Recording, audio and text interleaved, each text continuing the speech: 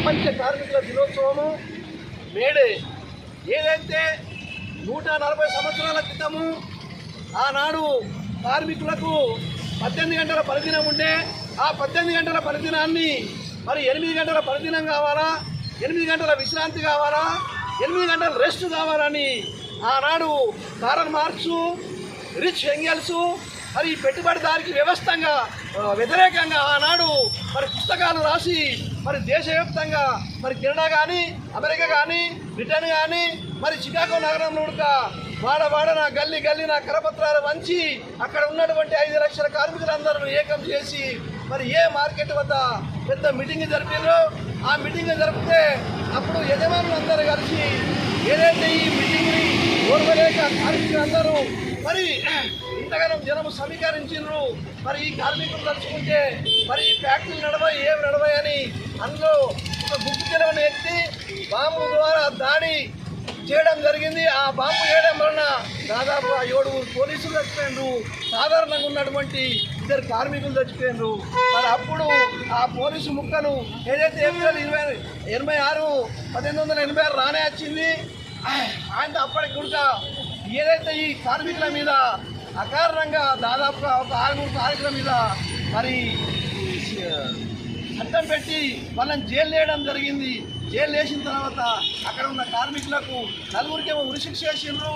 ఒకైనా తానంతలో తాను నేను ఏ పాపం చేయలేనని ఆ రోజు తన దగ్గర బాంబు ఉంటే ఆ బాంబును పెట్టుకొని పేల్చుకొని చచ్చిపోయినటువంటి ఘనత ఆనాడు కార్మికులు.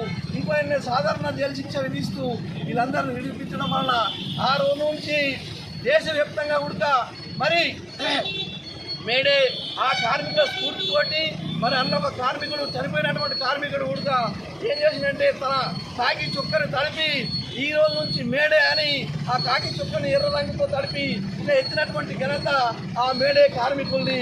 మరి అప్పటి నుంచి ఇప్పటి వరకు దేశవ్యాప్తంగా అన్ని కార్మిక దినాలు కార్మిక మేడే జరుపుకుంటున్నారు. మరి అట్లాగే మన ఇండియాలోకి వస్తే 1923 16 రాష్ట్రంలో సింగరవేల అనే లేబర్ పార్టీ నాయకులు, కమ్యూనిస్టు నాయకులు మరి మొట్టమొదట మేడే గుడిక జరిపించడం జరిగింది.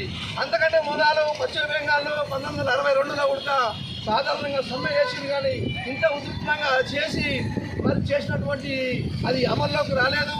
మరి అప్పటి నుంచి ఇప్పటి వరకు కూడా ఈ రకంగా కార్మికులు మేడేని జరుపుకుంటున్నారు.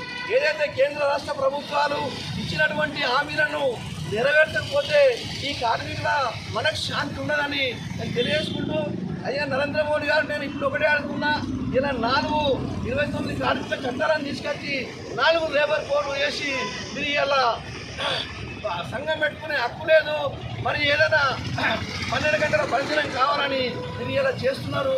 మీరు ఏదైతే సంవత్సరానికి 2 కోట్ల ఉద్యోగాలు ఇస్తామని చెప్పారో ఇప్పటి వరకు 2 కోట్ల ఉద్యోగాలు ఇవ్వలేరు. మరి ఏదైతే ప్రధానమంత్రి యోజన పథకం కింద ప్రతి గ్రామంలో మరి ప్రతి పేదవాడికి ఇల్లులు కట్టిస్తామని చెప్పిండ్రు. ఇలా నేను నిజామాబాద్ జిల్లాలో అడుగుతున్నా, మీరు ఈ నిజామాబాద్ జిల్లాలో కానీ ఆలూరు పట్టణంలో కానీ బీజేపీ ప్రభుత్వము ఏ ఒక్క ఇల్లు కట్టించిందో దాన్ని చెప్పాల్సిన బాధ్యత ఇలా బీజేపీ ప్రభుత్వంపై ఉన్నది. మరి అట్లాగే మరి భారతదేశం వెలిగిపోతుందని బీజేపీ చెప్తున్నది. మరి తెలంగాణ రాష్ట్రము అభివృద్ధిలో ముందుకు దూసుకుపోతుందని ఇలా మన రాష్ట్ర ముఖ్యమంత్రి చెప్పడానికి జరుగుతున్నది. అయ్యా మీరు యువ వికాసం అనే పథకం తీసుకొచ్చి ఇలా ఇంటింటికి దరఖాస్తులు రాసి ప్రతి నిరుద్యోగికి మరి 5 లక్షల రూపాయలు లోన్లు ఇచ్చి వాళ్ళని ఆదుకుంటామని చెప్పిండ్రు. మరి ఏదైతే తులం బంగారం ఇస్తామని చెప్పి ఆడపిల్లలకు తులం బంగారం ఇవ్వలేరు. మరి ఏదైతే ఆటో డ్రైవర్లు ఉన్నారో ఆటో డ్రైవర్లకు మరి సంవత్సరానికి జీవన వృత్తి 12,000 రూపాయలు ఇస్తామని చెప్పారు. కానీ ఇప్పటి వరకు ఇచ్చినటువంటి దాఖలాలు లేదు. రాష్ట్రం అభివృద్ధి చెందలేదు, రాష్ట్రం కష్టాల పాలుందని మరి ఏదైతే రాష్ట్ర కేంద్ర ప్రభుత్వాలు ఇచ్చినటువంటి హామీలను నెరవేరిస్తే మరి ఈ యొక్క అమరవీరులకు శాంతి చేకూరుతుందని సిపిఎం పార్టీ అనేది తెలియదు. కార్మిక కర్షకులు ఐక్యత!